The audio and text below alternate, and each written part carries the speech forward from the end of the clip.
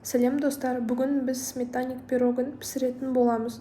Ол үшін бірінші қамырын дайындап аламыз. Бөлме температурасындағы 100 грамм сары майға 80 грамм қант салып бұлғаймыз.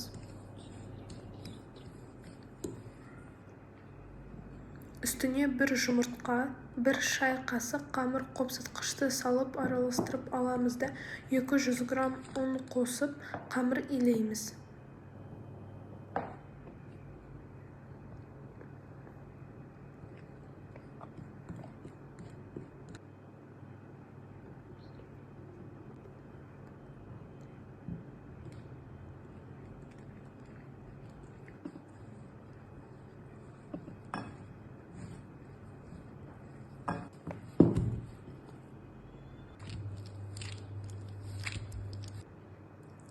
Келесі кезекте салмасын дайындаймыз.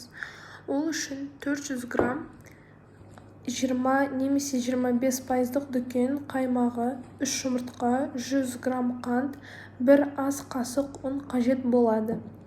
Осы өнімдердің барлығын қосып, жақсылап араластырып аламыз.